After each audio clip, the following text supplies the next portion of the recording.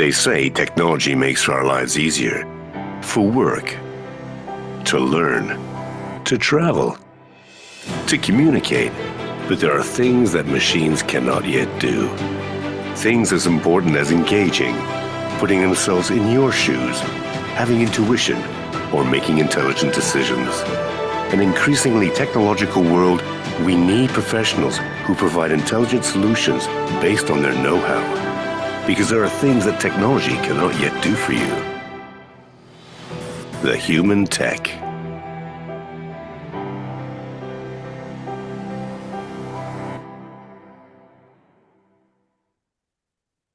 Good afternoon, everyone. Well, thank you very much for joining us today on this webinar about taxes in Spain. Basically, we're going to talk about non-resident tax, resident tax for residents, and wealth tax. Let me introduce you today. We've got in the panel, I've got on my right-hand side, Pedro. Hello, Pedro. Can you listen?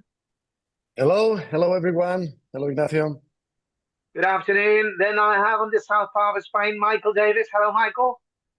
Hello. Hello, everyone. Right, and then we're trying to get here Rafa from MAPFRE Wealth Management, but he probably didn't manage to join us.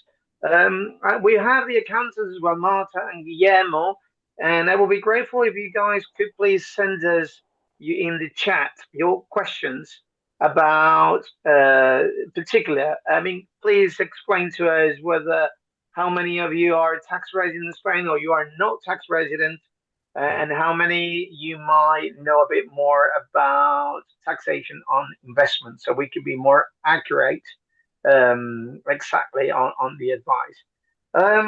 Let me just run through a very brief, and then I will pass over to Michael and Pedro. Today we're here just to do a reminder. Oh, here we go. We have Rafael. Rafael, can you listen? We cannot listen to you, so probably you're having a problem with the sound here. Right. Well. All right. Yes. Great. Thank you, Rafael. Thank you for making it happening. Right. Basically, in the chat, I would be grateful if people could explain to us whether they're contacting us from, whether they're tax resident, whether they're non-resident. Okay, because I'm going to just drive you through a very little and easy path on the tax world. As you know, Michael, Pedro, taxman, is very, very hungry every day, and then we need to be able to do the things by the book here.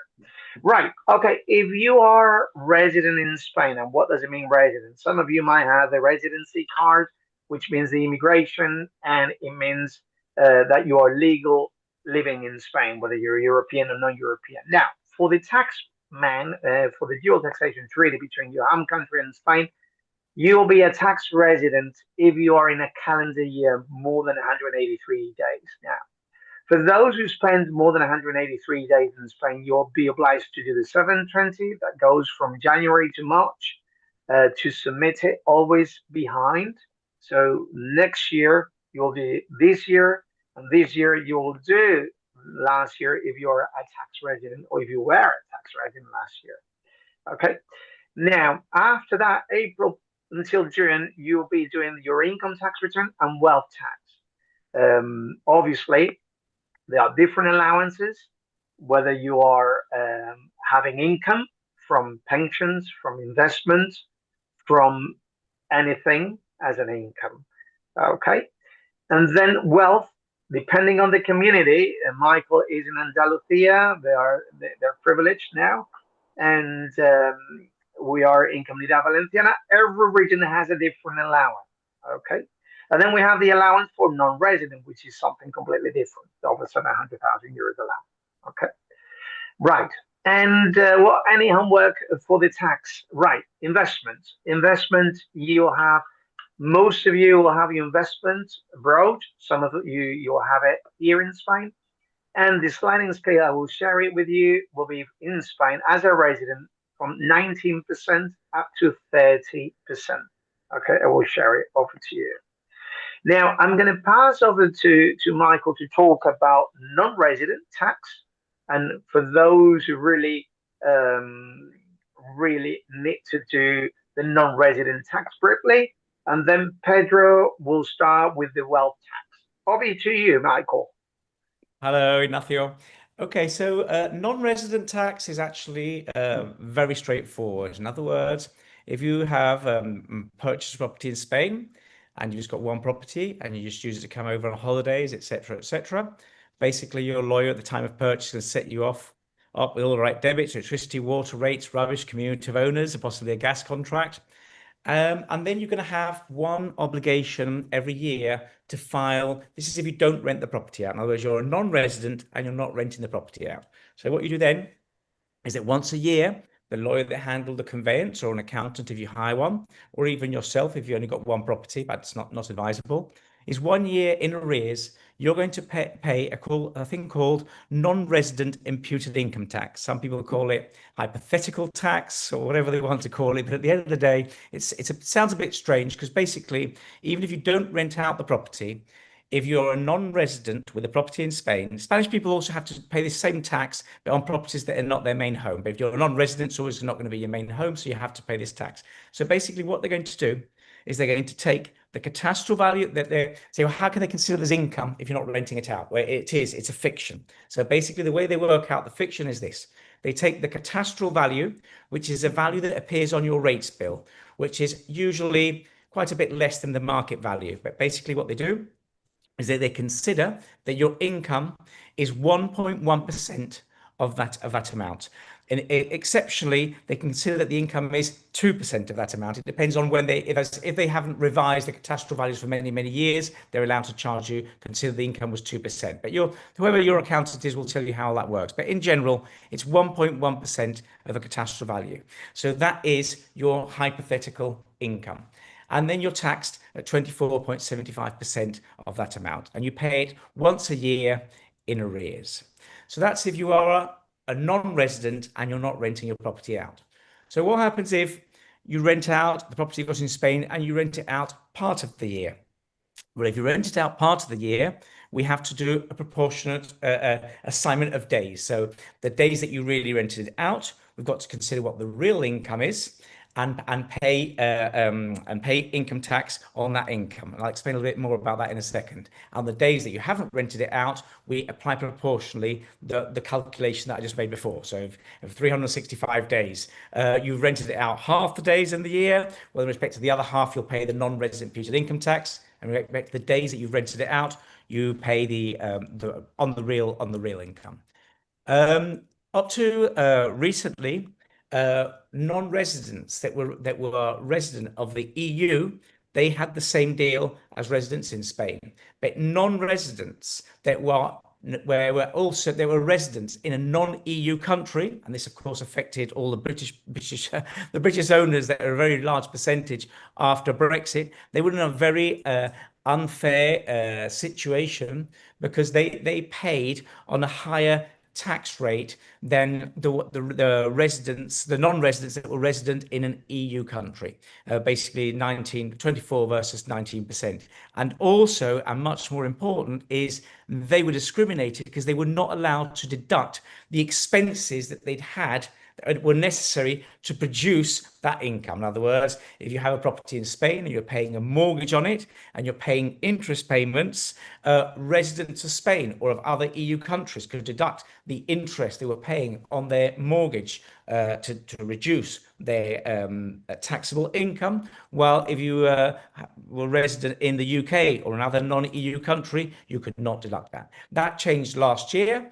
And now everyone's on equal terms. So now those owners in Britain that have a property in Spain and that rent it out part of the year, they are allowed to deduct the expenses before applying before calculating the actual income tax.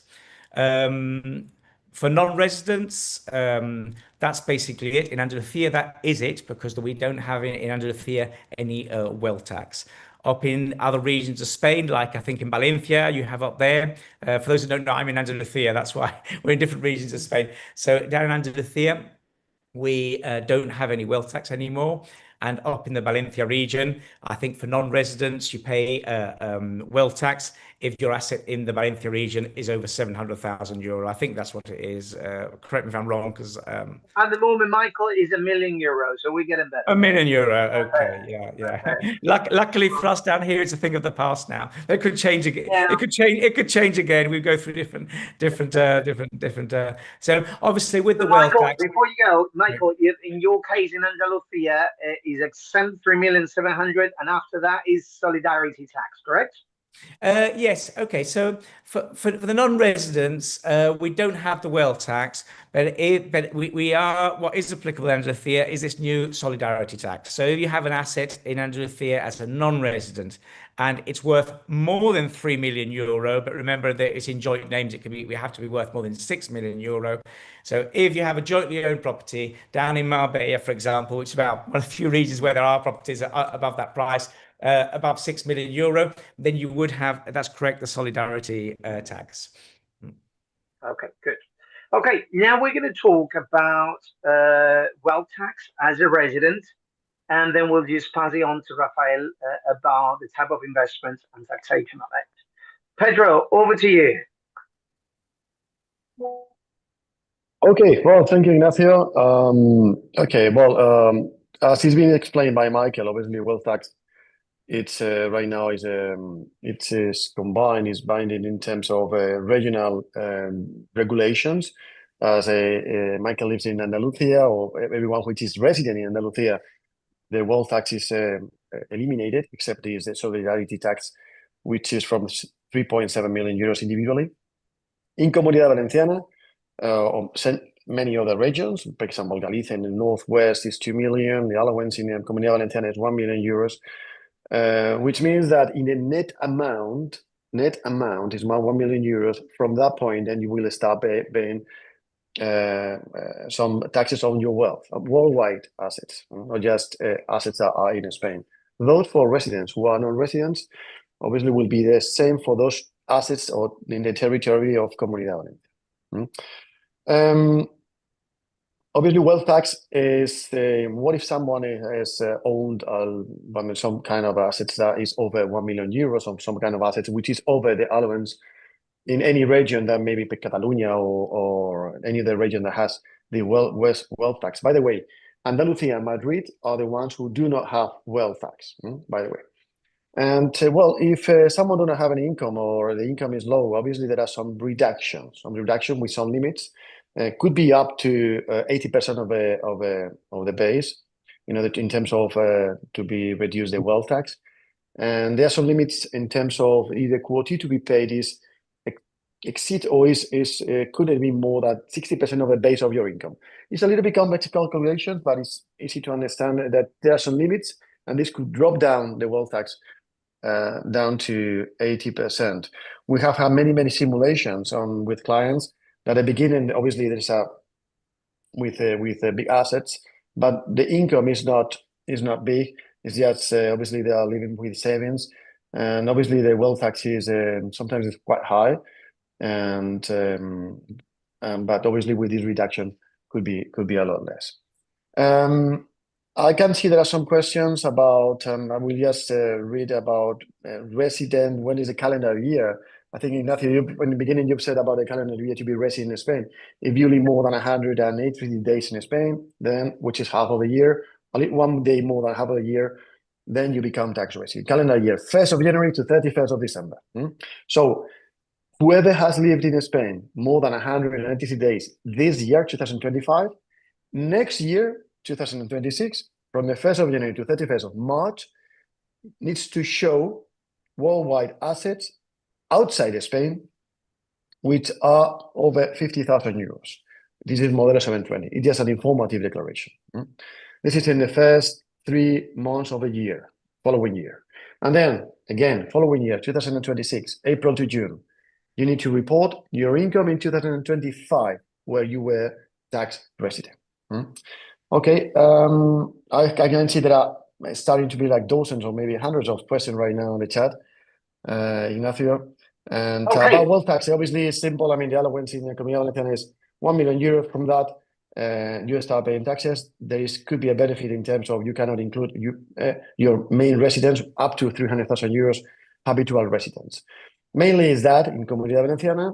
Obviously, it's also at the same time the solidarity tax as well in nationally 3.7 million euros from there. You start paying that tax as well. But Pedro, before I did share with the audience here the sliding scale of the wealth tax. My understanding, obviously, is that in Comunidad Valenciana, since we still have wealth tax, which I always recommend everyone in the audience to do tax planning, because you might be surprised. Some people come to our office, Pedro, saying, "Well, I thought it was much more." It's better for them to have an understanding how much it is. But if they're paying wealth tax, they will not be paying solidarity tax, because my understanding here, Pedro, is that we have the wealth tax, and therefore there is not applicable solidarity tax. Is that correct? Exactly. It's national. Obviously, those regions that do not have this wealth tax obviously will be combined with the solidarity tax, and those ones who already have a wealth tax will be wealth tax in the regional. That's right. So it's not two in one go. It's either one or the No, other. no, I no. call Exactly, in Andalusia, exactly. you guys don't have the wealth tax, but you have solidarity tax. Is that correct? Only above the threshold for solidarity tax. Yeah. Yeah. Okay. Right. Now I'm going to pass over to Rafael. Rafael is a independent financial advisor who works for wealth management in MAPFRE. A lot of clients are interested, Rafael, they have their own investments that might be doing well and working well. Obviously, I always recommend to do tax planning, because the tax is the first thing we all pay, and is the first thing we need to know whether it's worth and it's efficient to move investment or not. Obviously, currency exchange, as you could understand, some clients saying they don't want to have all the eggs in one basket. They don't want to have it all in one country. They might want to have it in different countries. But I don't know whether you could inform us a little bit about like different options we have, like conservative, mediate, or very or in financial investments, and then we could talk a little bit about the taxes with regards to these type of investment. A lot of clients that are trying to relocate to Spain, or they're already living here with investment abroad. Just to give us a little bit of your experience, whether it's possible to transfer funds, whether probably it's better to transfer before you're a tax resident, which is probably efficient. So I'm going to pass over to you, Rafael. Okay, thank you very much, Ignacio, and hello, everyone. Well, in my experience, the first thing is to be really under legal and tax advising, because that's gonna be the thing that makes the biggest difference. You know, you have to really make a tax planning before any movements or before any investments, before undoing your investments at home or bringing money to Spain. So always a first meeting with both you or a financial advisor like me is recommended, so we can plan what to do and see the previous scenarios to consider what is better for the client, right? Because the taxes are going to be the most what's going to impact most to the client. Okay. Once that done, there are many different options. I recommend, if you're going to spend a lot of time in Spain, to bring some of your wealth here into Spain, have your money close to you, and have some financial advisory here in Spain also. But every case is a different case, and I think every case has to be studied by itself, because it has to meet the requirements of the client. What are their objectives in the short and long term? But once they realize they want to bring money to Spain and to have some financial advisory here, there are lots of options, and mostly like in their countries of origin, right? You have very conservative options. You have a stock market exposure if you want. You have also products that are insurance products, where you can have very conservative options. You can have certainty in your income under those products. You can also have exposure to stock markets. So the universe is very wide, and you can do whatever you want. I could talk. Well, we have many money market products that are very conservative. That serves you as an account, like a paid account, and you can expect like the usual interest rates of the euro, like 2%, 2 to 2.5% right now with no risk. You can have, as I said, insurance products that you can choose what to have inside that insurance product to have exposure to more or less risk as you want, to have some certainty on what are going to be the returns of your investment. Or you can have a full portfolio advisory in mostly through mutual funds, which is the asset that gives you more flexibility, whether you are a Spanish tax resident or not. Once you are a Spanish tax resident, the mutual funds give you a lot of flexibility because you can change between funds without taxing until the moment in which you refund them. You know. Okay, that's very good, Rafael. Obviously, I'm sure you'll be able to analyze specific questions. If you want to just drop your email here, just for individuals that have individual questions to you, and they want more specific. I know we're having hundreds questions already. Let me just say a few things. A lot of the clients will be trying to relocate into Spain, right? So a lot of them might be non-tax resident.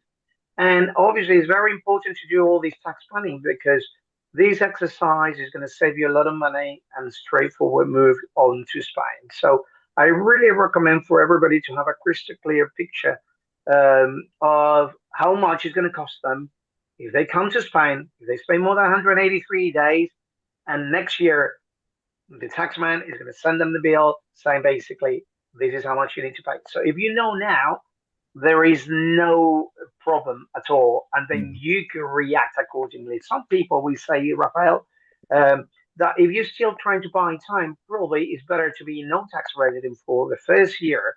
Obviously, come over to Spain more after the 1st of July, so you're less than 183 days, and even try, because selling the main property, they're below 65.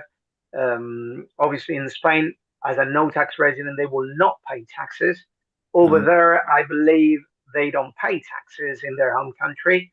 And that's a good way of cash the money in, bring it in, probably buy a property or rent it, and do some investment. That's an option.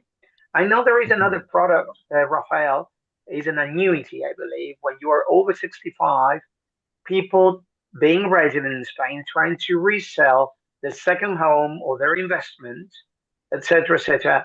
I don't know if you could explain a bit more. I know that is tax-free as long as you convert it into an annuity. Is that correct? Yeah, that's correct. That's correct. That's and another that option. works.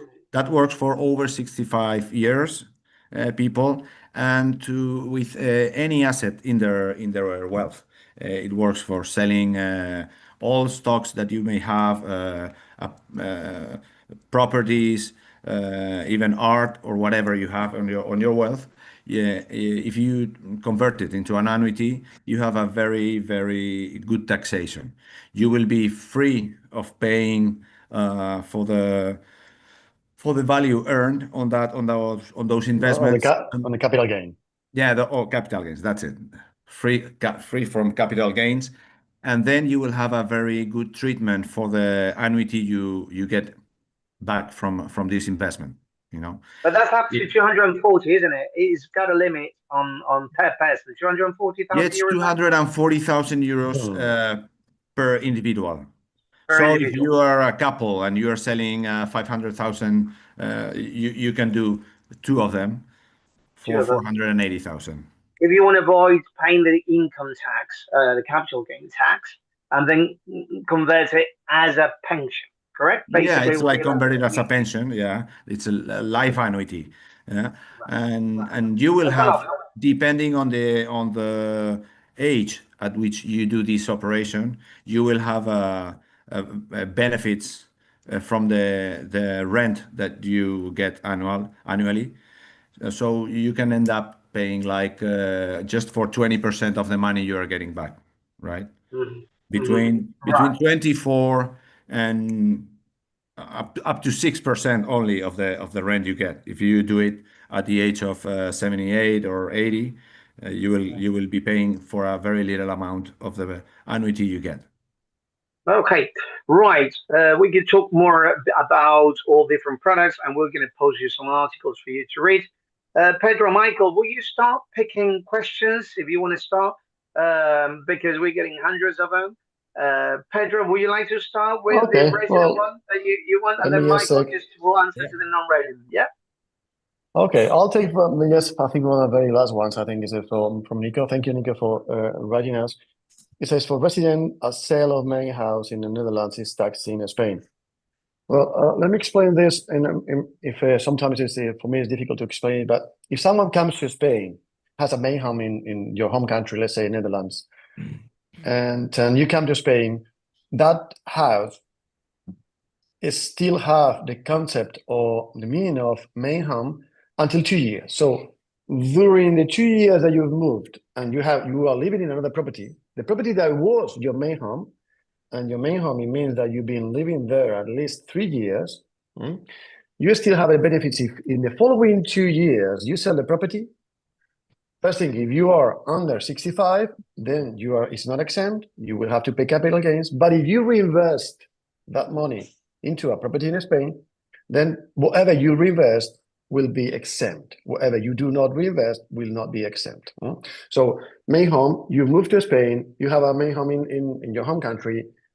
In the following 2 years from the date of when you move, you are able to sell a property with the concept of main home, and then you could reinvest. If you are over 65 years old, and then it's exempt. You sell your main home, even though you live in Spain and you have another main home right now, renting or living, owned.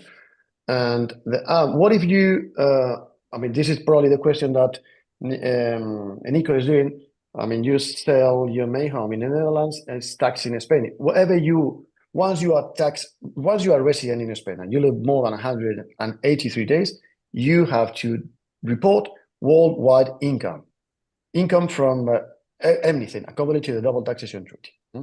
If you sell a financial product, you sell a property, as Rafael was saying, then you need to report it. And regarding the convention between Spain and that country where the income or the capital gain is done, according to that, will be paid some partially maybe in that country or maybe totally in Spain, in order to avoid double taxation. But if you sell your main home, any capital gain that you got while you are tax resident in Spain, you need to report it. Okay. Michael, if you want to answer some questions, I'll take the one with. Go ahead. I'll take the one with timestamp 1716. That's it. Sarah Linwood. If you live as a resident in Andalusia, does anyone need to submit a worldwide wealth declaration? Okay, so I think there's a bit of confusion here regarding wealth tax and the 720 form. So I'll just try and clarify because it can get quite complicated. So we're in Andalusia and she says that she's a resident. So she does have to declare her worldwide income in Spain. She doesn't have to declare worldwide wealth tax in Spain because she is, because she lives in Andalusia. In Andalusia, we don't have wealth tax. If she had a property over 3,700,000, she would have to declare solidarity tax. But where she says here, does she need to submit a worldwide wealth declaration?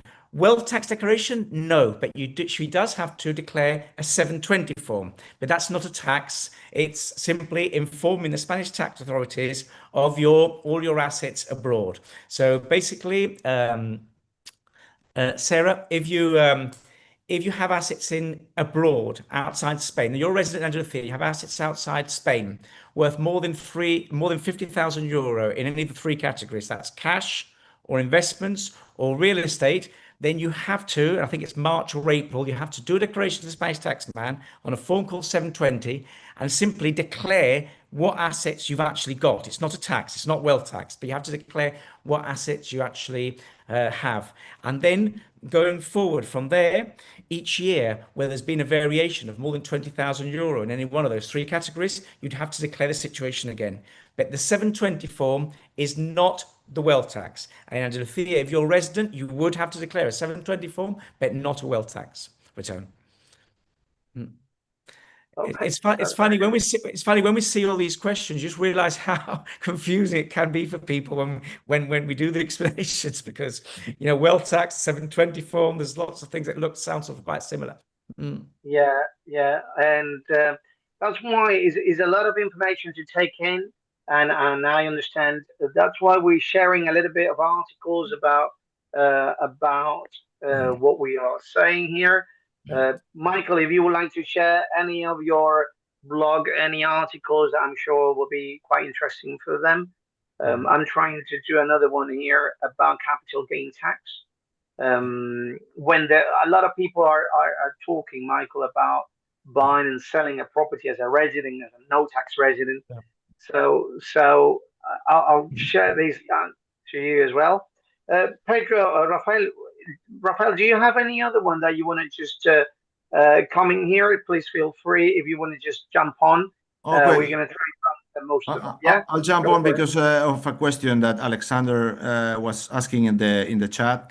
That says that distributions from annuities are taxed at 40% plus, he says. Okay, to say it's distributions from annuities are taxed as a labor income, right? And labor income the rates are higher because he compares with capital gains and with dividends and stuff. Okay, that's true that you have a higher rate for labor income, but when they are coming from annuities, you have a previous exemption.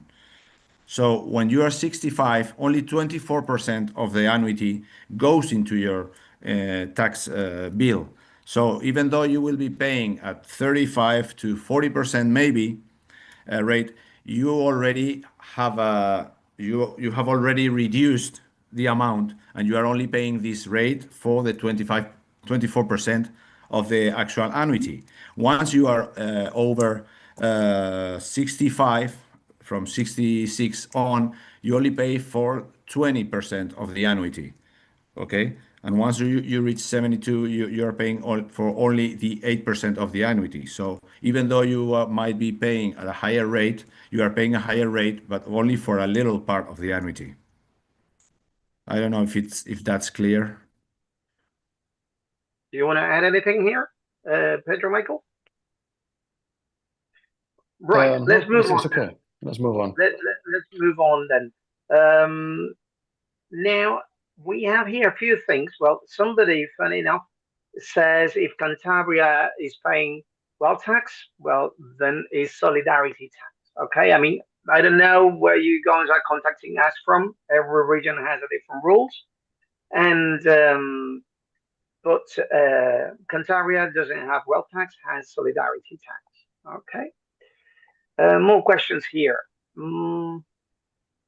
How does Spain know of your global wealth if you don't file a 720?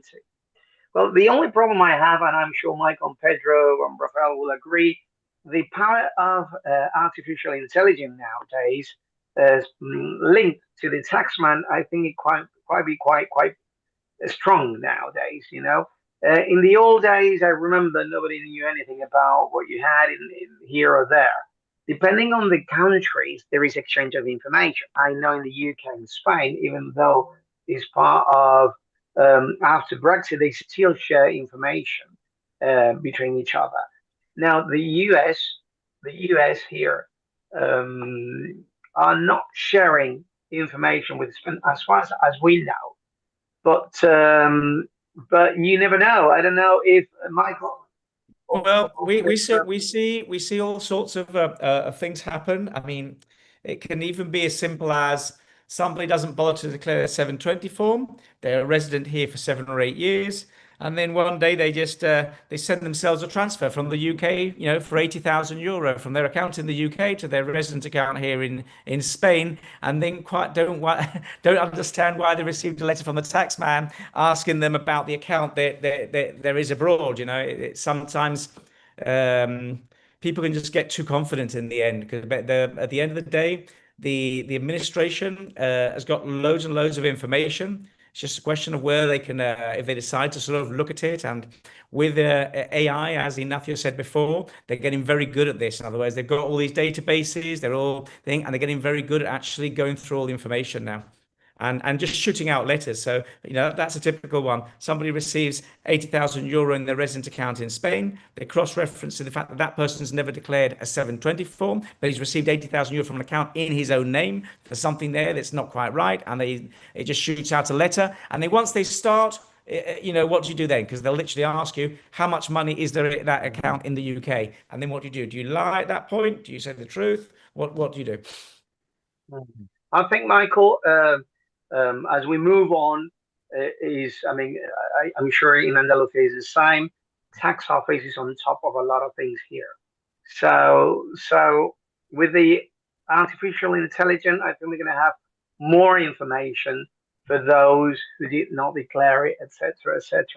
So as we discussed before, if you're relocating to Spain, just double check either with us, with somebody else, about how much it's going to cost you, what are all your possible movements before you even make it.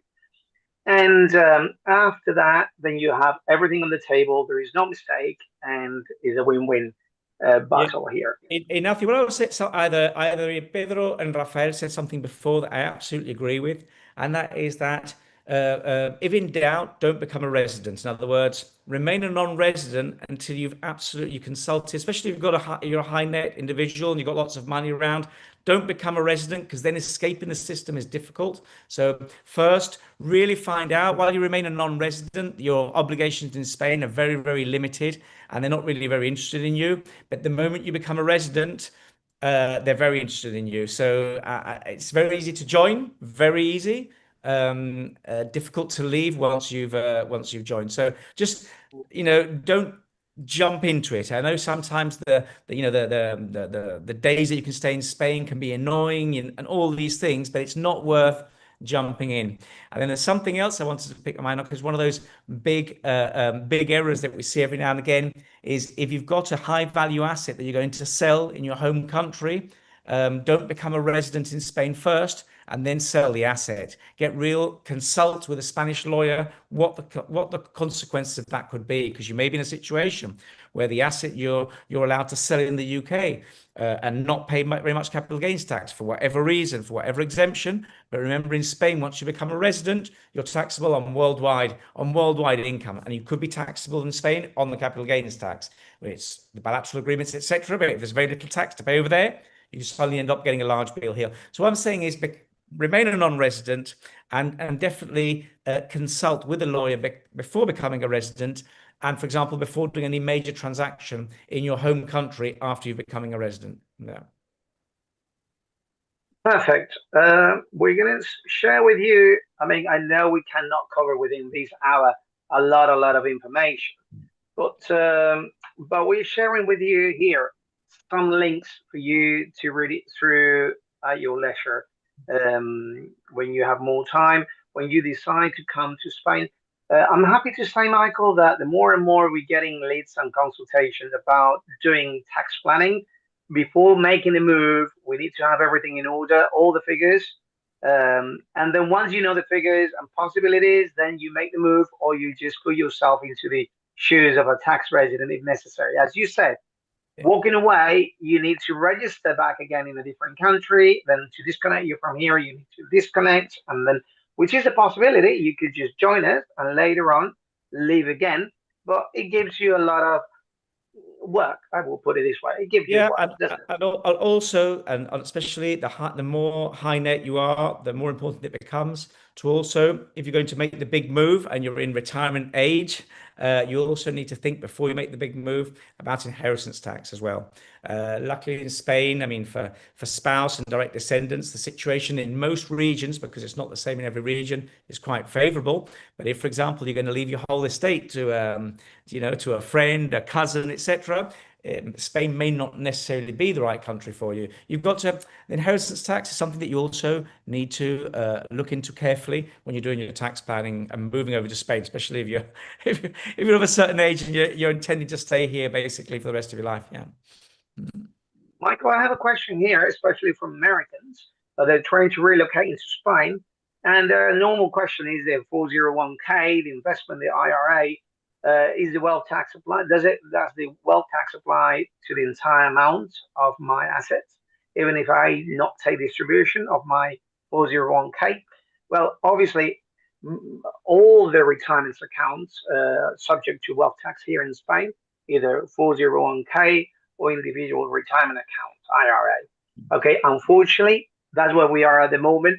I have the conviction that eventually all this is going to be taken to court, and you will end up being treated as a European once these pensions are registered as Europeans. Or, well, a lot of them are not treated because they're pension savings accounts or pension funds. In Europe, this is not counting as wealth. But the first thing I would do if I was relocating to Spain is to say first where you want to live, if you want to live in that place, and how much would it work your income and wealth tax. Because probably you might be scared, and a lot of people say, well, that these people bob in the bar, and a lot of them, they say one thing, they say the other. Just get specific advice, get the right answer to you on this income, how much I pay, on this wealth, how much I pay. And then, obviously, if that's a lot of money, then you might probably just, if, for example, Michael, if you really like Andalusia, you like Costa Blanca, you're 50-50, then do the numbers, do the figures, and then you have another reason to say whether you are going to see Michael and whether you're going to go and see Pedro. So that's another option. Yeah, and another thing. Yeah, another thing I was going to say in favor of Spain at the moment, people that are coming over from parts of the world where there's no inheritance tax, or a very, very high threshold, and therefore they haven't got to worry over there.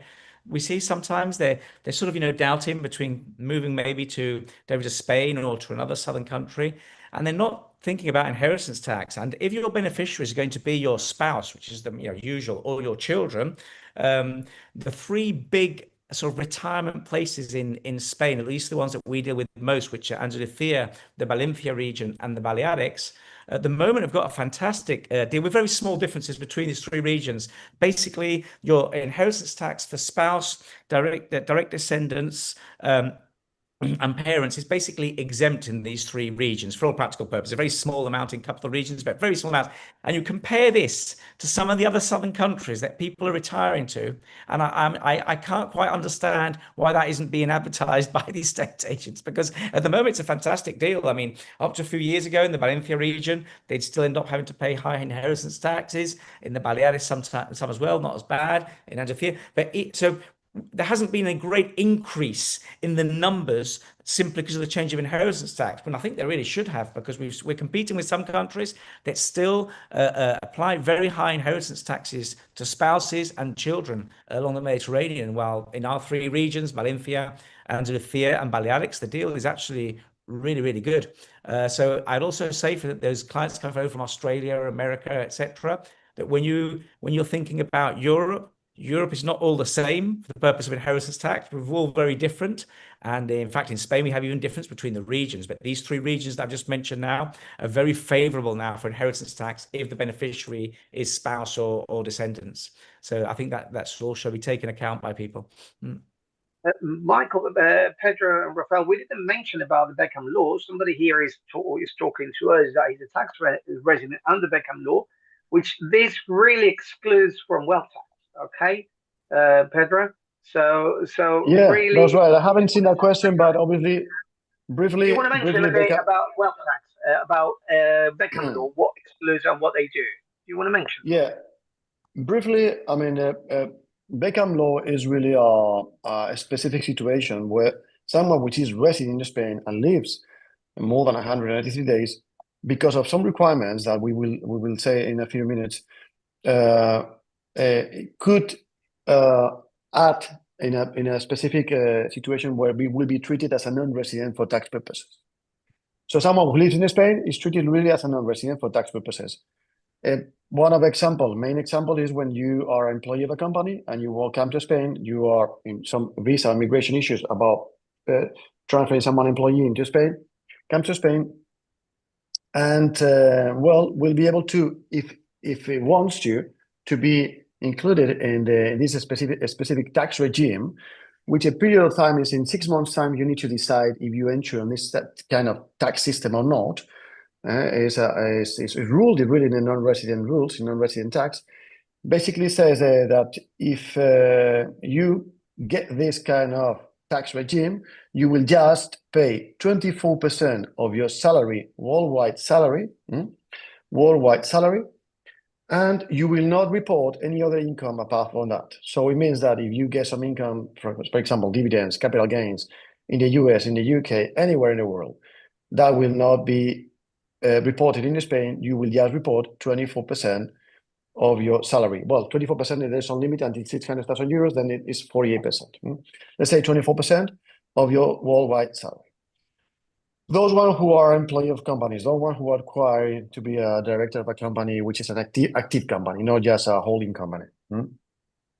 Those one mainly are the ones who can get access to this kind of issue. Also that and the family members.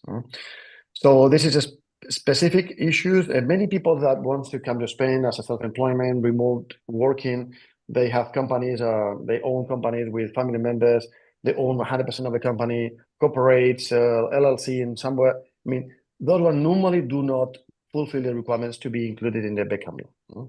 Do not fulfill the requirements to be included in. So, and tax office is really revising all this. We have, Ignacio, we have a lot of clients and simulations that we revise. Obviously, we are very, very accurate on this and very specific in terms of when someone do not fulfill the requirements on this, we just say don't do it because you may be revised and then the damage is too high in the future. But obviously, it's a fantastic rule if you are employee, if you maybe you acquire and being a director of a company, an activity company, and well, you may be able to get have access to this kind of regime, which is fantastic because if basically if you get an income of more than 50,000 euros, then the percentage is more than 24%. So more than 50,000 euros, percentage starts to be like 25, 26, and if it's lower than that, then it's lower than 24. But it means whatever other income you may have, dividends, capital gains, anything you want to get a lump sum of money because, for example, a 401k, because you want to buy a property, because whatever, those kind of income will not be reported as in the beckham law, in this specific tax regime. Rafael, do you want to mention anything from the floor here on the right hand side? We have the chat. I don't know if there's anything down for you, or we just carry on. That mention again that and what Michael said before doing any move, arrange a meeting with tax legal planners like you, and consider options, put options over the table, and have a valuation of what really is going to cost you in taxes the next moves. Yeah, it's good advice, and again, I think it's a good exercise for everyone to. I mean, I know a lot of people here are having a lot of questions, and I'm sure there are specific questions about their specific scenario. Just do this exercise. I really think it's worth it. We're talking about saving a lot of money, doing things properly, doing things by the book, peace of mind. So, because it's general, it's difficult. We're just sharing with you a lot of articles and things, but it's just general. Sometimes it's less scary to talk. As I said, I was talking to clients this week, and they said, "Well, I thought the wealth tax is pretty much." I mean, in the US, property tax is so high that to be honest, I know the Americans are they're very much scared about wealth tax, but to be honest, my experience when I talk to them, the property tax is tremendous. So, I mean, even though I disagree with the wealth tax, but the wealth tax could be even less than a property tax on an annual base. So, so please do this exercise. I think it's worth it. The good thing is you could decide whether to stay more than 183 days or not. And do comparison. Do a comparison in your home country. Do one here. It's just a matter of numbers. It's like Rafael with investments. Is what is best and what I'm happy with. So yeah. Pedro, would you like to just carry on with with the questions that we have? Let me just go rapid. We said about those kind of 401k investment IRA, those should be reported in the wealth tax. Let me just read some questions about Model 720. Do you need to file every year? No, you need to do it obviously the following year that you become tax resident, just if you have from these three pillars: investments, bank accounts, or property. If each one of the pillars is valued, well, is owned whenever you own it, or value at the end of the year more than 50,000 euros. You need to report it in the following year. Maybe if you cancel or you sell, or you cancel a bank account, or you open a bank account, or the value of the investments are increased more than 20%, then you should report it again. And do I have to pay tax in Spain even if my income comes from Texas? Yes. I mean, once you are a tax resident in Spain, you have to declare worldwide income, anywhere, from anywhere, equivalent to the double taxation treaty. Okay. I'm going to share for you as well here another information link about the 720. But as Pedro said, we're talking about over 50,000 euros on property purchase price, a bank account, money sitting in the bank, or investment over 50,000 euros per person. Okay, so just for you as a reminder, and then you will only update it if the increase of the value is being over 20%, 20,000 euros, sorry. Okay, so if it goes lower, you don't. Okay.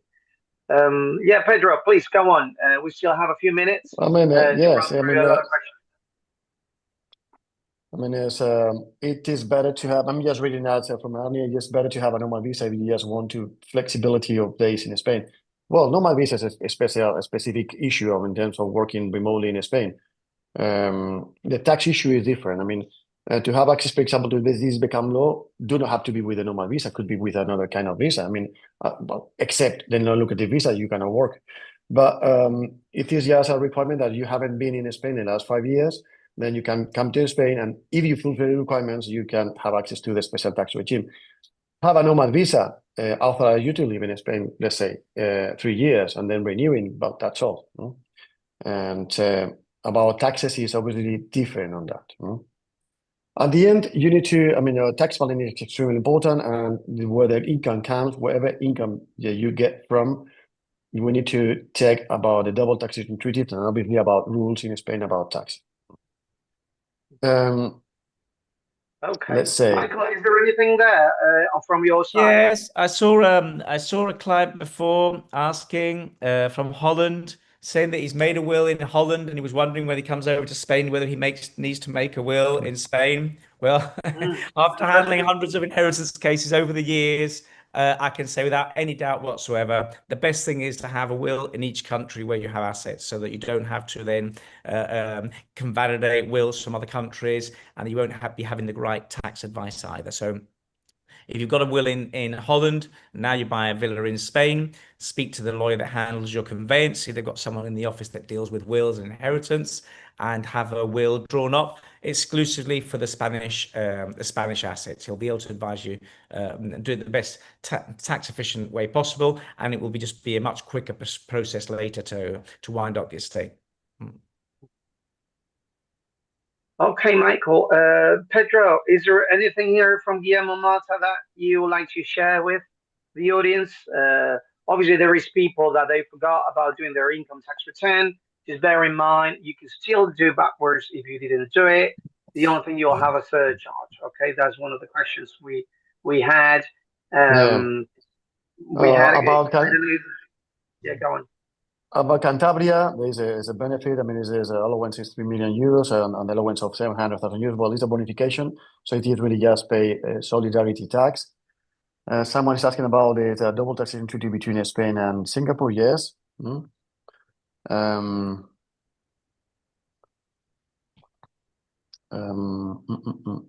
okay. I don't know. I mean, I think we are running out of time, but there are a lot of questions. Yes, Rafael or Michael, you want to go ahead with any question? If you get an NLB in May, are you tax resident in Spain in the tax year, even if you do not spend more than? Well, if you are able to, this is a question for me, and if you got it in May, and at the end you can report, in case that you inspect it, you can report, or whoever is going to be making your taxes, you can report that you have not been more than 180 days, then you are not tax resident that year, even though you were a resident in May. This is extremely important. You, in some way, tax office has 4 years to revise your situation, to revise what you have declared in tax office. So at least whenever you make a tax declaration, or whenever you do not do it because you understand that you are not tax resident, you need to, at the end, to plan that you're going to have a proof, a real proof, in order to defend in case that you're inspected. Right. Okay. Anything else, Michael, Pedro, Rafael?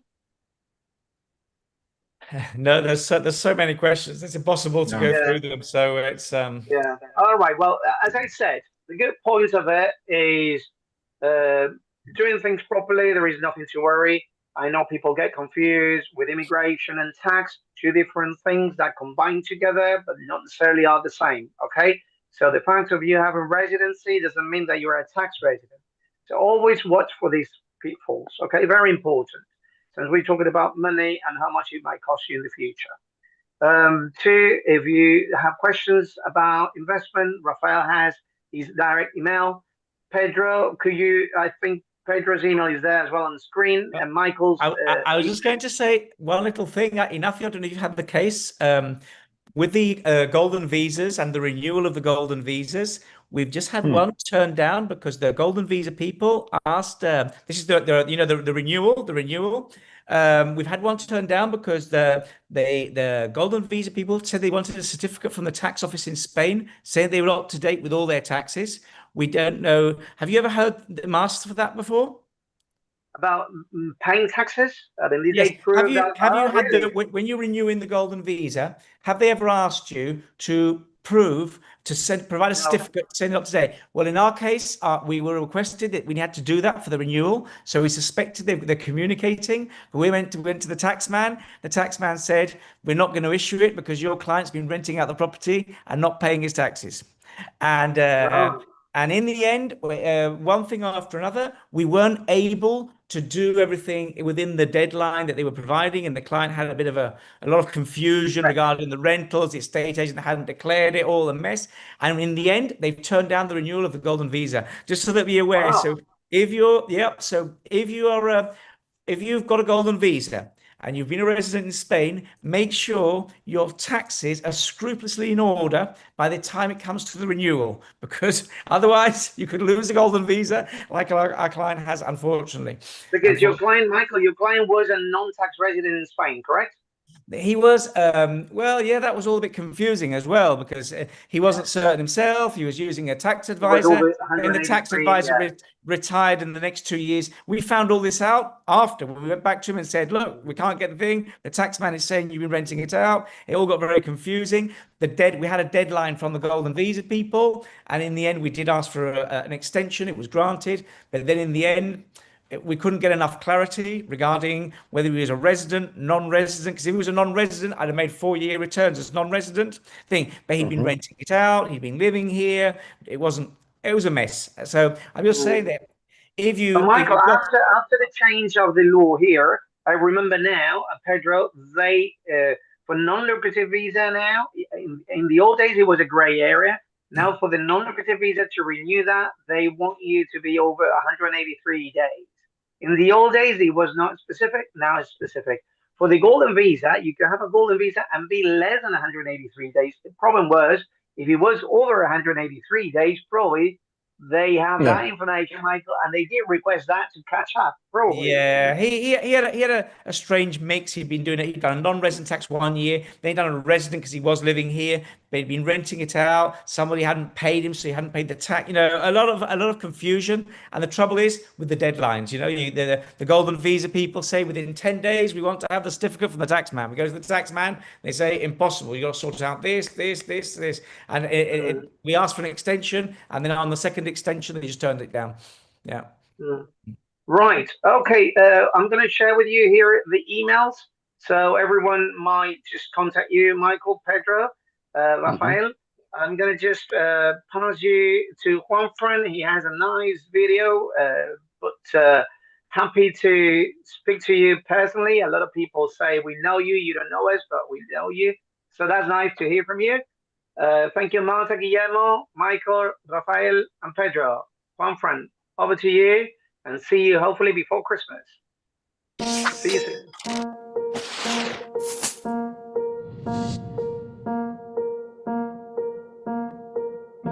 Trust is vital when you're in another country.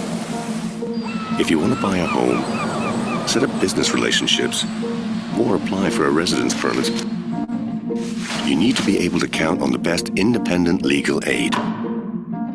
Pellicer and Heredia is an international firm of lawyers with over 20 years' experience and one single aim: for you to live at ease in Spain.